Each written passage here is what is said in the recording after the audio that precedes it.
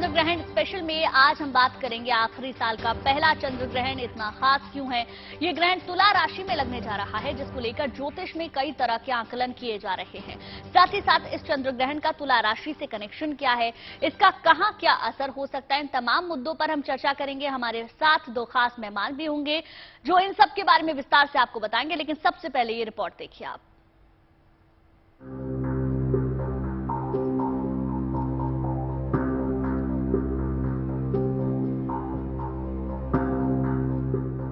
दिन बीतते जाने के साथ ही एक और खगोलीय घटना की तारीख करीब आती जा रही है। ये तारीख 5 मई है, जब साल 2023 के पहले सूर्य ग्रहण के बाद अब इस साल का पहला चंद्र ग्रहण लगने जा रहा है। ये सामान्य विशिष्ट ग्रहण नहीं है, ये उपछाया ग्रहण है। इसमें पृथ्वी की छाया केवल चंद्रमा के ऊपर पड़ती है, जिसमें ग्रहण जैसा आभास होता है। ग्रहण लगने के समय चंद्रमा क्षितिज से नीचे होगा। मौसम अगर साफ रहा और चीजें अनुकूल रहीं, तो भारत में भी छाया देखी जा सकेगी। हालांकि उपछाया चंद्र ग्रहण होने की वजह से 9 घंटे पहले लगने वाला सूतक काल इसमें मान्य नहीं होगा। ये चंद्र ग्रहण बेहद खास रहने वाला है। ये 139 साल बाद बुद्ध पूर्णिमा पर लगने वाला है। तुला राशि में ग्रहण लगेगा। शुरुआत स्वाति नक्षत्र में होगी और विशाखा नक्षत्र में खत्म होगा। चंद्र ग्रहण तुला राशि में लगने जा रहा है और यहाँ चंद्रमा केतु की युति बन रही है। ऐसे में चंद्रमा की पहली दृष्टि मेष राशि पर होगी। लिहाजा इस चंद्र ग्रहण से मेष और तुला राशि वालों को सावधान रहना होगा। धार्मिक रूप से ग्रहण की घटना को शुभ नहीं माना जाता है। छोटा हो या बड़ा, सभी ग्रहण का देश दुनिया पर असर पड़ता है। सबसे ज्यादा मुश्किल जलवायु या प्राकृतिक आपदा संबंधी होती है। 5 मई को चंद्र ग्रहण तुला राशि में लगेगा और तुला राशि का मतलब पश्चिम दिशा से है। लिहाजा पश्चिमी देशों में समस्याएं बढ़ सकती हैं। अमेरिका, यूरोप, कनाडा, ब्रिटेन जैसे देश में समस्याएं हो सकती हैं। ये समस्याएं राजनीतिक या प्राकृतिक भी हो सकती हैं। तुला का मतलब न्याय होता है, इसलिए कोर्ट से भी कोई अहम फैसला आ सकता है।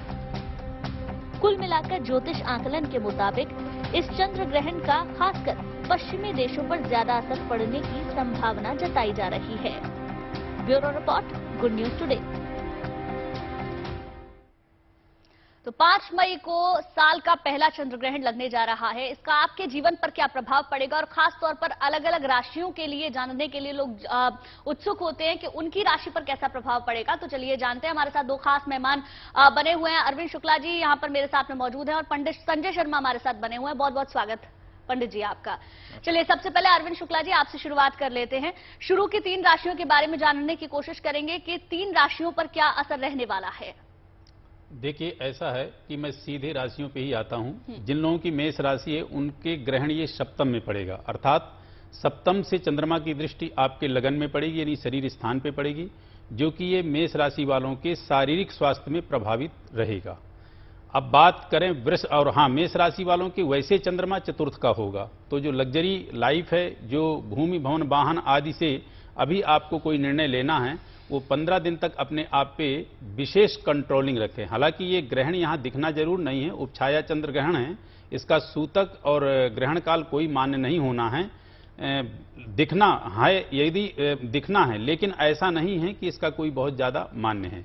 बात करें वृष राशि की, तो जिनकी वृष राशि है उनके ग्रहण षष्ठम हाउस में पड़ेगा और चंद्रमा रहेगा आपके पराक्रम स्थान में, यानी तीसरे स्थान में। तो जिनकी वृष राशि है वो अपने कोर्ट कचहरी के क्षेत्र को लेकर के और शत्रु विवादित कोई यदि चीज है तो वहां अपने दिमाग को पूरी तरह से ठंडा रखें, कूल रखें, क्योंकि चंद्रमा क्या है, ये सबसे ज्यादा डिप्रेशन देता है, तनाव देता है। थोड़े में ही व्यक्ति होपलेस टाइप का हो जाता है, क्योंकि ये मन की गति का कारक है, मन का, मनोबल का, मां का, मानसिकता का, चित्त का, चिंतन का। तो इस चीज पे थोड़ा सा आपको धैर्य रखना है, तभी आप कोर्ट कचहरी के कोई आपके मुकदमे है या कोई शत्रु से आपका विवाद है तो निश्चित रूप से उसमें आपको सफलता मिलेगी। आगे बात करते हैं मिथुन राशि। जिनकी मिथुन राशि है उनके वैसे चंद्रमा तो है द्वितीय स्थान पे, लेकिन ग्रहण पड़ेगा पंचम स्थान पे, यानी किस पे, जहां से आपका विद्या, बुद्धि, विवेक, संतान का देखा जाता है, जो कॉम्पिटिटिव एग्जाम का आपके देखा जाता है। तो जो विद्यार्थी वो अपने पढ़ाई के क्षेत्र में ध्यान रखेंगे और जो कम्पिटिटिव जिनको एग्जाम देना है वो इस 15 दिन के अंतराल में यदि कोई एग्जाम है तो उसको बहुत सावधानी पूर्वक देंगे। यहीं पे बात कर लेते हैं, जो गर्भिणी स्त्रियां हैं, महिलाएं हैं, ये चंद्र ग्रहण दिखेगा। हालांकि भारत में दृश्य है, यदि सब कुछ साफ रहा, आकाशीय हमारी स्थिति सारी साफ रही, किसी प्रकार का कोई बारिश या किसी प्रकार का कुछ ये नहीं रहा, तो निश्चित रूप से ये दिखेगा। तो वो गर्भिणी स्त्रियां अपने गर्भस्थ शिशु के प्रति जो है विशेष सावधान रहेंगी, क्योंकि चंद्रमा भूमंडल में एक है, दो नहीं है। तो ये ग्रहण कहीं भी पड़े और कहीं भी प्रभाव दिखाए, लेकिन इसका प्रभाव हर जगह पड़ेगा, और जो कि यहां भारत में दृश्य भी है। जैसा कि ये चंद्र ग्रहण 5 मई 2023 को पड़ रहा है, शुक्रवार के दिन स्वाति नक्षत्र से विशाखा नक्षत्र तक जाएगा। लगभग 4 घंटा 15 मिनट का ये ग्रहण है। तो इसमें आपको विशेषतर जो ध्यान रखना, वो यही ध्यान रखना कि भगवान शिव और चंद्रमा की आराधना का ध्यान रखना। बिल्कुल अरविंद जी, इसको लेकर तो बात करेंगे ही कि क्या करना चाहिए क्या नहीं करना चाहिए। संजय जी, लेकिन मैं चाहूंगी अगली 3 राशियों के बारे में आप बता दें, क्योंकि आमतौर पर जातक ये जानना चाहते हैं कि उनकी राशि पर स्पेशली क्या प्रभाव पड़ेगा। तो अगली 3 राशियों के बारे में बताएं। सबसे पहले हम बात कर लेते हैं कर्क राशि की, क्योंकि कर्क राशि मिथुन राशि तक पंडित जी ने बताया। कर्क राशि जो है चंद्र राशि है, और कहते हैं कि सूर्य और चंद्रमा दोनों ही प्रत्यक्ष ग्रह हैं, और कर्क राशि का जो स्वामी है वो चंद्रमा ही है, जो कि मन और माता का कारक है। तो इससे कर्क राशि से लेकर के तुला राशि तक अगर हम देखें तो चौथे भाव पर जो है इस राशि के ग्रहण पड़ रहा है, जो कि इनकी माता का स्थान है, मातृभूमि का स्थान है, मन का स्थान है, जिस पर ग्रहण होने से अपनी माता की सेवा करें और अपने बुजुर्गों का सम्मान करें।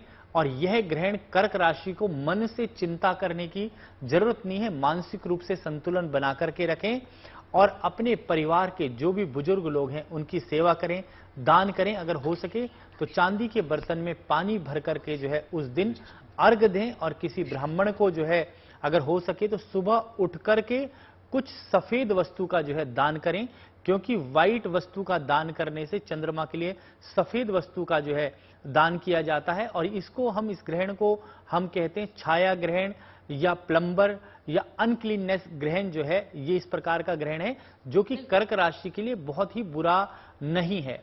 अब बात कर लेते हैं सिंह राशि वालों के।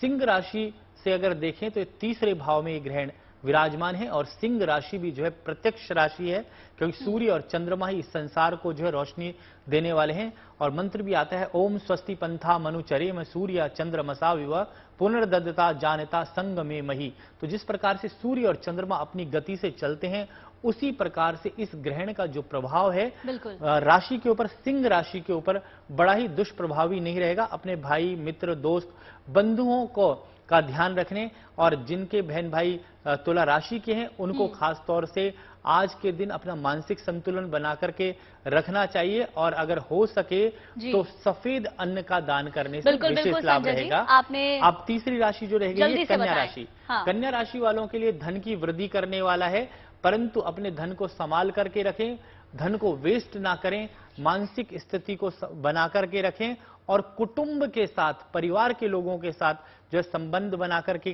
रखें, क्योंकि राहु के नक्षत्र में जो है इस बार ग्रहण है तुला राशि में। आपने बताया। अरविंद जी, जल्दी से मैं आपके पास आना चाहूंगी, सिर्फ 1 मिनट का समय है, बची हुई जितनी भी राशियां हैं जल्दी से उसके बारे में शॉर्ट बता दें। जी गुंजन जी, 1 मिनट में तो क्या बता पाएंगे, लेकिन मैं स्पीड से बताता हूं। जिनकी वृश्चिक राशि है उनके द्वादश स्थान पे ग्रहण पड़ रहा है, तो द्वादश स्थान सीधे से जो है तो खर्च का है, व्यय का है। आप अपनी जेब को बहुत संभाल के रखिएगा, आपका व्यर्थ का अपव्यय होगा और इधर उधर की यात्रा फालतू में होंगी। जिनकी जो है धनु राशि है उनके यह जो है ग्रहण आय स्थान पे लग रहा है, तो आपके अर्निंग के क्षेत्र खुलेंगे, अर्निंग की स्थिति में ठीक रहेगा। लेकिन ऐसा नहीं कि आंख बंद करके आप कोई जो है शेयर बाजार में ऐसी जगह कुछ ऐसा लगा दें, तो वो बिल्कुल भी नहीं लगाइएगा। लेकिन अर्निंग के स्रोत आपके निश्चित रूप से खुलेंगे। जिनकी मकर राशि है उनके यह जो है कर्म स्थान पे होगा, तो आप अपने कर्म के क्षेत्र में विशेष प्रशस्त रहें, और खास करके जहां आपकी जॉब चल रही है वहां अपने आप उच्चस्थ अधिकारी से बहुत अच्छे से तालमेल बना के रखें, क्योंकि अगले आने वाले लगभग 1.5 से 2 महीने के अंतराल में स्थानांतरण का कोई योग आपके बन सकता है। जिनकी कुंभ राशि है उनके ये भाग्य स्थान पे जो है ग्रहण लग रहा है, तो भाग्य आपका उन्नत होगा। और ऐसा नहीं, क्योंकि कुंभ राशि शनि की राशि और कुंभ मीन्स होता है घड़ा, जैसे घड़ा भरा होता है उसी तरह आपका जीवन भरा रहेगा। और बड़ी गंभीरता से आप अपने निर्णय को लेंगे, लेकिन फिर भी थोड़ी सावधानियां आप बरतेंगे और भगवान शिव की आराधना करेंगे तो भाग्य आपका अच्छा और 100% काम करेगा। अब जिनकी जो है मीन राशि है, उनके यह ग्रहण अष्टम हाउस में है, तो आपको विशेष सावधानी बरतनी है अपने स्वास्थ्य से संबंधित, रोग व्याधि बाधाओं से संबंधित। इन चीजों से आप जो है सावधान रहें और इन सब चीजों में मेष से लेकर मीन तक की राशि वाले व्यक्तियों को भगवान शिव के शरणागत होना है, क्योंकि देवों के देव और शिव की महादेव। आराधना करनी है, ओम का उच्चारण करना है और ईश्वर की आस्था के साथ ही इस चंद्र ग्रहण के समय को निकालना है। आप दोनों का ही बहुत बहुत शुक्रिया।